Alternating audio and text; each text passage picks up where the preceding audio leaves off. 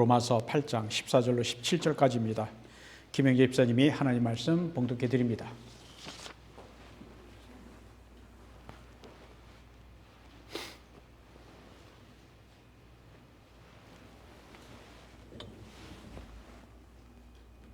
봉독하겠습니다. 너희는 다시 구성하는 주의 영을 받지 아니하고 양자의 영을 받았으므로 우리가 아빠 아버지라고 부르짖느니라. 성령의 친히 우리의 영과 더불어 우리가 하나님의 자녀인 것을 증언하시나니 자녀이면 또한 상속자 곧 하나님의 상속자여 그리스도와 함께한 상속자니 우리가 그와 함께 영광을 받기 위하여 고난도 함께 받아야 할 것입니다. 하나님의 말씀입니다. 할렐루야. 오늘 주일을 맞이하여 하나님께 예배드리는 여러분들에게 하나님 우리 아버지와 주 예수 그리스도로부터 은혜와 평강이 있기를 기원합니다. 오늘은 성령 강림 주일입니다. 여러분 보시는 것처럼 컬러가 빨간 색깔이죠. 뭔가 운동을 하는 뜨거운 느낌을 주는 그러한 컬러 스킴입니다.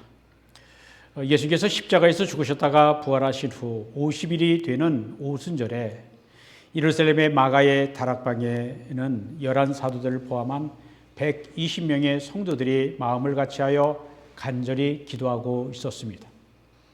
그렇게 열심히 기도하는 사람들을 위해 성령이 강한 바람과 불같이 임하심으로 기도하던 사람들이 다 성령의 충만함을 받고 성령이 말하게 하심을 따라 다른 방언, 즉 다른 언어들 방언을 말하는 성령 강림 사건이 있었습니다. 2000년 전의 이야기입니다. 그러한 역사적 사실을 사도행전 2장은 자세히 기록하고 있습니다. 성령 강림절에 주로 읽는 성경은 사도행전 2장이지만 오늘 설교의 본문은 로마서 8장입니다. 많은 사람들이 로마서 예찬론을 펼쳤습니다. 어떤 사람은 천재지변으로 온 세계에 있는 성경책이 다 없어진다 할지라도 로마서만 있으면 충분히 예수님 믿고 구원을 받을 수 있을 것이다.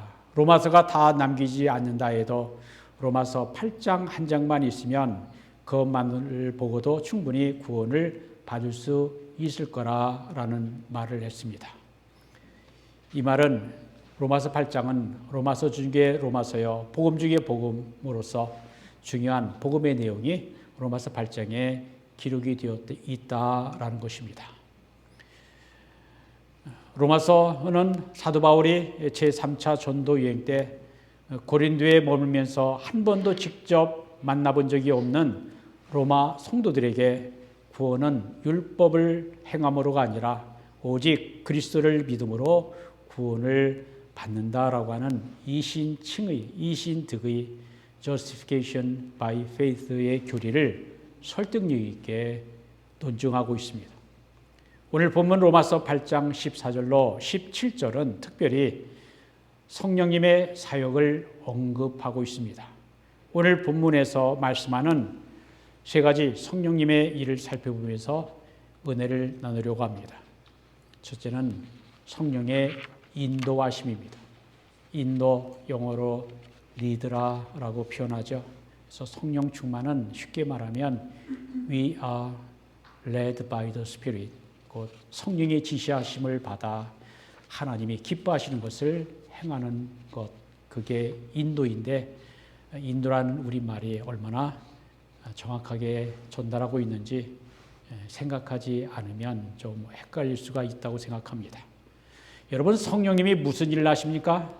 성령님은 예수님을 믿는 자에게 하나님을 아빠, 아버지라고 부르게 하십니다. 로마서 8장 14절에 무릇 하나님의 영으로 인도함을 받는 사람은 곧 하나님의 아들이라고 말씀을 합니다. 누가 하나님의 아들이라고요? 14절에 따르면 하나님의 영으로 인도함을 받는 사람, 즉 성령의 인도함을 받는 사람이 하나님의 아들입니다. 여기서 바울은 하나님의 아들이라는 표현을 사용했는데 남자 중심적인 표현이죠. 그래서 본문의 내용을 훼손하지 않고 남자, 여자 모두를 포함하는 단어로 바꾼다면 하나님의 아들 대신에 하나님의 아들과 딸이라고 해도 좋을 것 같습니다. 그래서 16절은 그래서 하나님의 자녀라고, 자녀가 된다라고 말씀하고 있습니다. 성령님은 우리를 하나님의 아들과 딸, 하나님의 자녀가 되게 하십니다. 하나님의 아들과 딸, 하나님의 자녀는 성령의 인도로 얻게 되는 우리의 새로운 신분입니다. 우리가 성령님의 인도로 하나님의 아들과 딸, 하나님의 자녀가 되는 것입니다. 우리가 성령의 인도를 받으면 예수님을 그리스도로 믿게 되고 하나님의 아들과 딸, 하나님의 자녀가 되는 것입니다. 우리가 언제부터 하나님을 아버지라고 불렀을까요? 예수께서 저희들에게 가르치신 주 기도문에는 하늘에 계신 우리 아버지여 라고 하는 기도문으로 시작합니다. Our Father in Heaven 이라고 부르며 기도하라고 가르쳐 주셨습니다. 또한 예수님께서 하나님을 아빠, 아버지라고 부르며 기도하셨습니다. 그것이 바로 예수님께서 십자가 순환을 앞두고 겟세마네 동산에서 기도하실 때 아빠, 아버지여, 아버지께는 모든 것이 가능하오니 이 잔을, 곧 십자가에 쓴 잔을 내게서 옮기시옵소서. 그러나 나의 원대로 마시옵고 아버지의 원대로 하옵소서라고 기도하셨습니다. 하나님은 우리의 아빠, 아버지, 아바, 아버지라는 것입니다. 아람어의 아빠를 가리키는 말이 아바입니다. 참 언어는 신비로운 면이 있습니다. 너무나 닮았기 때문이죠. 하지만 우리는 하나님의 말씀에 불순종하여 하나님과 원수가 되었던 자들이었습니다. 우리는 하나님을 아버지라 부를 수 없는 자들이었습니다. 그러나 예수님의 십자가의 구원의 은혜로 우리는 하나님을 아버지라 부를 수 있게 되었습니다. 하나님께서는 인간을 하나님의 형상을 따라 창조하셨다라고 창세기 1장은 말씀합니다. 하나님께서 인간을 하나님의 형상을 따라 만드신 것은 하나님을 닮은 하나님의 자녀로 만드신 것을 의미합니다. 그러나 인간의 불순종과 범죄로 말미암아 하나님과 인간 사이에 아버지와 자녀로서의 관계가 깨어졌습니다. 인간이 죄를 범함으로 하나님과의 관계가 깨어지고 마귀에 속하여 마귀의 자녀, 진노의 자녀가 되었습니다. 그래서 범죄한 인간에게 하나님의 진노가 임하게 되었습니다. 그러나 하나님께서는 범죄한 인간을 내버려두지 아니하시고 구원하기를 원하셨습니다. 그래서 하나님은 하나밖에 없는 독생자 예수 그리스도를 이 땅에 보내시어 인류를 구원하기로 작정하셨습니다. 하나님의 계획에 따라 하나님의 아들 예수님이 인간이 되어 이 땅에 오셨고 십자가에서 보혈을 흘리시고 죽으셨다가 부활하심으로 인류의 모든 죄를 대속하셨습니다.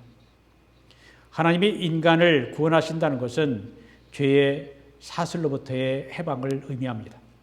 구원은 사단과의 관계를 끊고 하나님과의 관계를 회복하는 것입니다.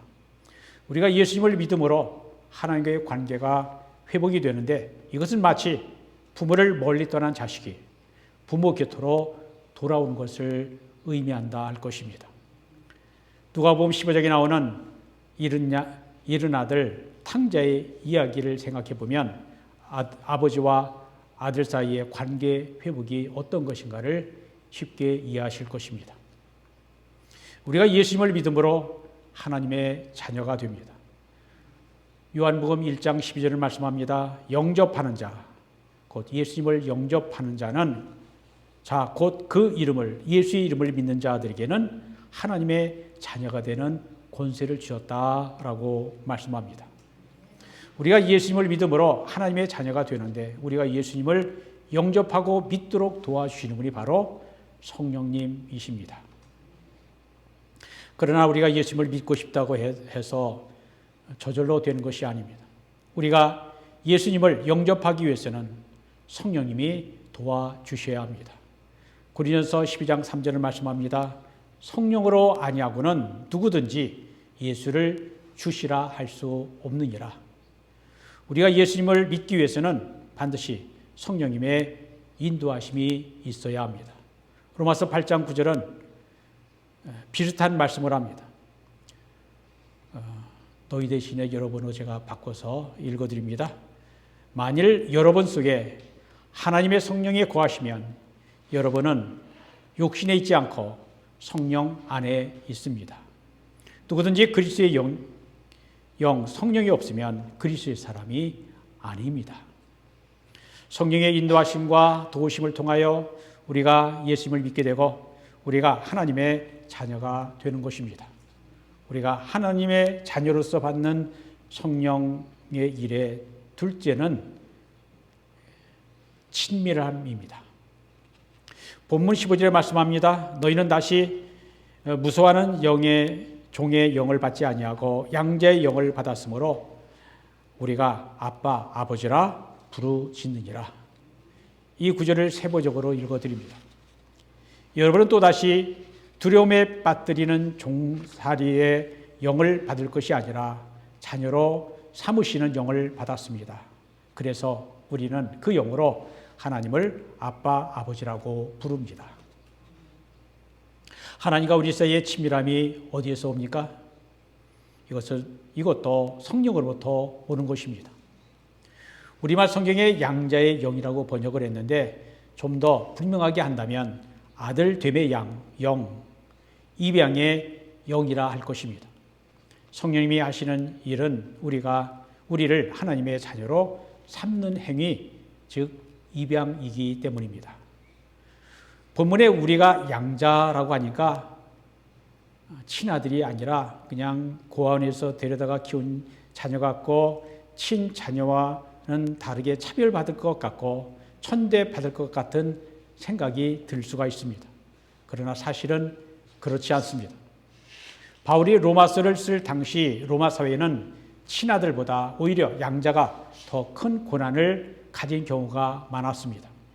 아들이 없을 때 그리고 자신에게 아들이 있다 할지라도 그 아들이 자신을 이을 만한 능력이 되지 않을 때 친아들을 포기하고 양자를 입양했습니다. 그리고 그에게 자신의 명예와 재산을 물려주었습니다. 당시 양자는 정당하게 인정받는 존재였습니다. 오히려 친아들보다 더 큰 긍지와 자부심을 가진 존재였습니다. 바울은 이러한 시대적 배경에서 하나님께서 우리를 세상의 많은 사람들 가운데서 특별히 하나님의 자녀로 삼아 주셨다라고 말씀합니다. 그래서 우리는 언제라도 하나님 앞에 담대히 나아가 아빠, 아버지라고 부르며 우리의 모든 사정을 아뢰 수 있게 되었다는 것입니다. 우리가 이러한 긍지와 자부심을 가지고 마음껏 하나님을 아빠, 아버지라고 부를 수 있는 우리가 되기를 바랍니다. 성령은 우리가 하나님의 자녀인 것을 깨닫게 하십니다. 우리가 성령을 받으면 아버지와 자녀 사이의 친밀함을 누릴 수 있습니다. 우리가 하나님을 순종하는 것은 두려움 때문이 아니라 우리가 양자의 영, 성령을 받아 하나님의 자녀가 되었기 때문입니다. 그런데 하나님은 어떠한 자들을 입양하셨습니까? 당시 로마 문화로 하면 그냥 버려질 만한 가치 없는 자들을 입양하셨습니다. 우리가 어떤 자였습니까? 우리는 죄의 노예였고 마귀의 자녀였고 하나님과 원수된 자였습니다. 그런데 하나님은 그런 우리를 하나님의 아들과 딸, 하나님의 자녀로 삼아 주셨습니다. 입양 과정에서 우리가 한 것은 아무것도 없습니다. 성령님을 통한 입양의 시작부터 마지막까지 모든 것이 아버지의 은혜요, 아버지의 사랑입니다. 입양에 있어서 우리가 할 수 있는 것은 아무것도 없었습니다. 전적으로 아버지가 대가를 지불하셨고 법적인 모든 절차를 해결하셨습니다. 그렇게 완전하게 우리는 하나님께 입양이 되어 하나님의 자녀가 되었습니다. 그래서 우리가 하나님의 자녀로서의 친밀함과 모든 권리와 지위를 누리게 되었습니다. 하나님이 나의 아버지가 되셨습니다. 그래서 우리는 하나님을 아빠, 아버지라고 부릅니다. 아빠는 하나님과 친밀함을 보여주는 말입니다. 종교개혁자 마틴 루터는 아빠라는 말에 대하여 다음과 같이 말했습니다. 이것은 작은 한마디 말에 지나지 않지만 그럼에도 불구하고 모든 것을 포함합니다. 아빠는 입이 말하는 것이 아니라 가슴으로 말하는 것입니다. 그리스도로 인하여 나는 하나님의 자녀이고 하나님은 나의 아버지가 되십니다. 아빠라는 작은 한마디가 이 세상의 모든 뛰어난 웅병가들의 말보다 뛰어납니다. 저는 이 루터의 말에 전적으로 동감합니다. 하나님과 우리 사이의 관계를 설명하는 신학자들의 대단한 이론이 있고 뛰어난 설교자들의 감동적인 묘사와 설교가 있다 할지라도 나의 마음에서 진심으로 나오는 아빠, 아버지라고 하는 단 이 한마디 말은 그 어떤 것보다 나은 것입니다. 우리가 하나님을 아빠, 아버지라 부르며 하나님의 자녀로서 누릴 수 있는 친밀함은 성령님의 사역입니다. 우리가 하나님을 아빠, 아버지라 부를 수 있는 것은 성령님이 우리 안에 계셔서 우리가 하나님의 자녀인 것을 증거하고 계시기 때문입니다. 성령님은 우리를 하나님의 자녀가 되게 하실 뿐만 아니라 우리가 하나님의 자녀라고 하는 사실을 깨닫게 하십니다.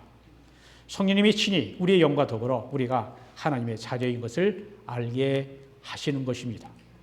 성령님이 우리 안에서 예수님을 믿게 하시고 우리가 하나님의 자녀됨을 깨닫게 하실 때에 우리의 영도 반응해야 합니다. 16절에 이렇게 말씀합니다. 성령이 친히 우리의 영과 더불어 우리가 하나님의 자녀인 것을 증언하시나니 우리의 영이 성령님과 함께 우리가 하나님의 자녀인 것을 증언한다는 것입니다. 우리가 예수님을 믿는 것은 우리의 영이 성령님의 감동과 역사심에 반응하고 협력해야 합니다. 우리의 영의 협력이 없이는 성령이 할 수 없고 성령이 없이는 우리의 영이 믿을 수가 없습니다. 그래서 성령이 우리 안에 오셔서 우리의 영과 연합하여 우리가 하나님의 자녀된 것을 증거하고 하나님의 자녀로서 살아가도록 도우시는 것입니다. 우리가 하나님을 아빠, 아버지라 부르며 가까이 할 수 있음이 하나님의 자녀로서의 특권입니다. 성령님이 바로 그러한 일을 하십니다. 우리는 성령님을 통하여 하나님과의 친밀함을 누릴 수가 있습니다. 하지만 여러분들이 이것을 잊지 말고 기억하셔야 합니다. 하나님과의 친밀함은 한 번으로 이루어지지 않는다는 것입니다. 아버지와 함께하는 시간, 성령님과 함께하는 교제의 깊이에 따라 친밀함의 넓이와 깊이가 달라집니다. 그러므로 여러분들이 아버지와 아들과 성령, 성삼위 하나님을 더 알아가시고 더 가까이 하시고 더 닮아가시기를 바랍니다. 하나님과 멀리 떨어져 서먹서먹한 관계가 되지 마시기를 바랍니다. 우리는 언제 어디서든지 하나님을 아빠, 아버지라 부르며 친근함을 누릴 수 있습니다. 그러한 권리, 그러한 특권이 있습니다. 우리가 하나님의 자녀로서 누릴 수 있는 권리의 셋째는 하나님의 상속자가 되는 것입니다. 본문 17절입니다. 자녀이면 또한 상속자, 곧 하나님의 상속자여 그리스도와 함께한 상속자니 우리가 그와 함께 영광을 받기 위하여 고난도 함께 받아야 할 것이니라. 우리가 하나님의 자녀로서 현재 누리는 특권에 대한 설명은 미래에 온전히 누리게 될 특권에 대한 설명으로 이어집니다. 우리가 현재 하나님의 자녀로서 성령님의 인도함을 받으며 하나님 아버지와 친밀함을 누립니다. 뿐만 아니라 우리는 미래에 하나님의 자녀로서 특권을 누리게 될 것입니다. 그것은 바로 미래에 우리가 누리게 될 상속을 의미하는 것입니다. 우리가 하나님의 자녀가 되었기 때문에 우리는 하나님의 상속자가 되었습니다. 우리가 하나님의 자녀가 되었을 때 하나님의 상속자로서의 특권을 받습니다. 하지만 우리가 직접 볼 수 있는 것이 아닙니다. 좀 더 기다려야 합니다. 우리는 세상 마지막 때에 하나님의 상속자로서 받게 될 모든 영광을 받게 될 것입니다. 우리가 이 땅에서 보는 것들은 불완전합니다. 그래서 하나님은 우리에게 완전한 것을 주시기 위해 지금이 아니라 세상 마지막 때에 가장 좋은 것을 주십니다. 우리의 상속은 이 땅에 속한 것이 아니기 때문에 안전하고 완전하며 확실합니다. 하나님이 우리에게 주시는 유업, 기업은 파산의 위험이나 가치가 변하거나 사라지지 않는 영원한 기업입니다. 우리가 그 놀라운 상속을 어떻게 받을 수 있습니까? 우리가 하나님의 상속자가 되어 하나님 나라의 상속의 특권을 누릴 수 있는 것은 우리가 그리스도와 연합되었기 때문입니다. 우리가 그리스도 예수 안에 있는 자이기 때문에 하나님 예수님과 함께 상속자가 되는 것입니다. 우리가 그리스도에게 속하였고 그리스도와 연합되었기 때문에 그리스도와 함께 하나님의 유업을 받을 자가 된 것입니다. 우리가 하나님의 나라의 모든 영광을 받을 수 있는 것은 오직 그리스도 때문입니다. 모든 영광과 축복은 이미 확증되었고 보존되었다가 하나님의 때에 온전히 받아 누리게 될 것입니다. 그러기 위해서 우리가 기억해야 할 것이 있습니다. 미래의 영광에는 반드시 현재의 고난이 따라온다는 것입니다. 그리스도께서 영광을 위해 고난을 받으셨던 것처럼 우리도 고난을 받을 것이고 받아야 합니다. 우리가 그리스도와 하나가 되었기 때문에 그리스도와 함께 영광을 받을 뿐만 아니라 그리스도와 함께 고난도 받아야 합니다. 하나님의 자녀도 이 땅에 사는 동안 고난이 있습니다. 하나님의 자녀여 하나님의 상속자는 그리스도와 함께 영광을 받기 위하여 고난도 함께 받아야 합니다. 고난은 누구에게나 힘든 일이지만 하나님의 자녀가 그리스도와 함께 영광을 받기 위하여 고난도 함께 받아야 한다는 것입니다. 성경은 영광에 이르는 길에는 언제나 고난이 따른다라고 가르치고 있습니다. 성경에 나오는 믿음의 사람들은 모두 다 고난을 경험했습니다. 그들은 고난을 통하여 하나님의 선하심과 능력을 체험했습니다. 하나님의 아들 예수님께서 가신 길이 고난이었고 예수님을 따르는 우리의 길도 고난이 있습니다. 고난은 고통이라고 하는 가미를 쓴 축복이라고 말하고 있지 않습니까? 그러나 17절 다음에 이어지는 18절은 고난 후에 반드시 영광이 있음을 선언합니다. 읽어드립니다.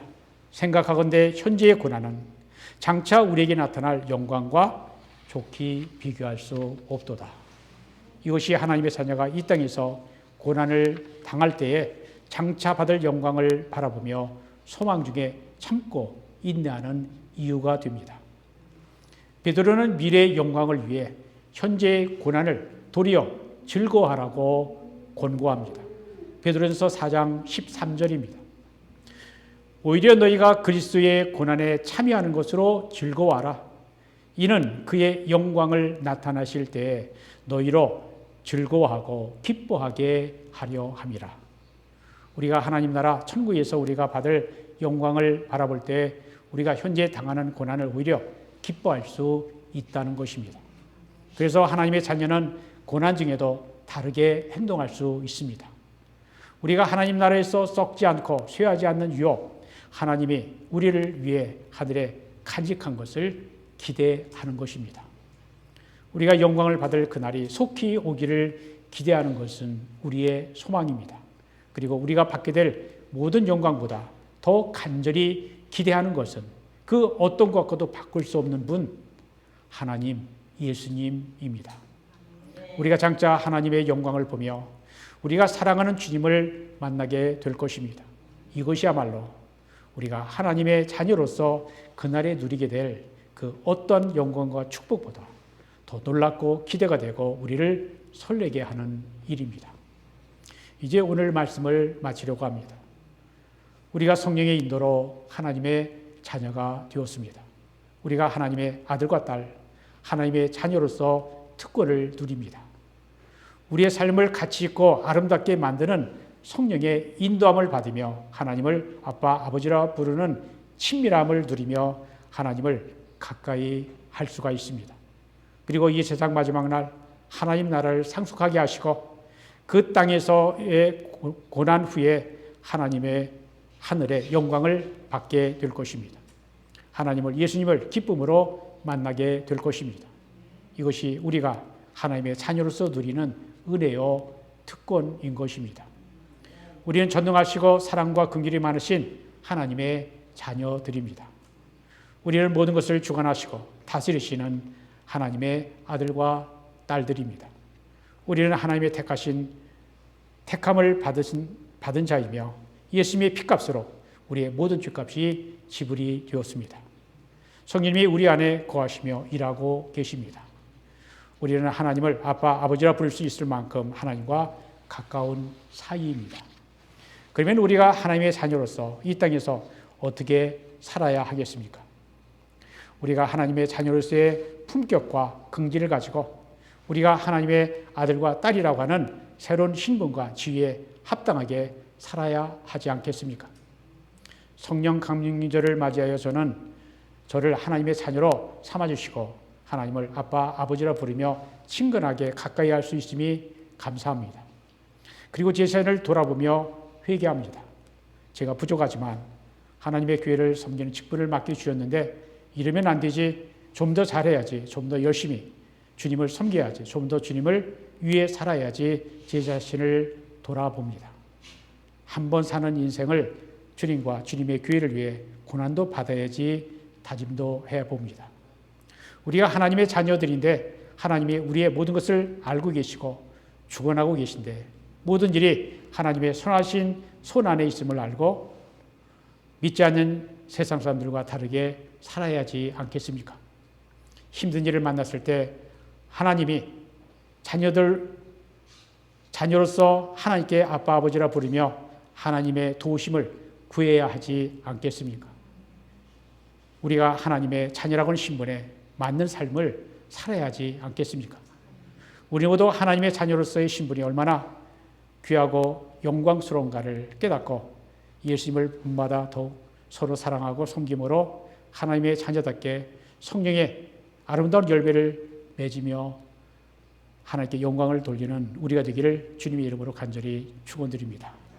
기도합니다. 하나님 아버지, 우리가 세상을 살 때 성령께서 친히 우리가 하나님의 자녀인 것을 증언하여 주시고 우리가 예수님과 함께 영광을 받기 위하여 고난도 인내로서 감당할 수 있도록 힘을 주시옵소서. 오늘 하루도 주께서 주신 말씀을 붙들고 승리하는 저희가 되도록 도와주옵소서.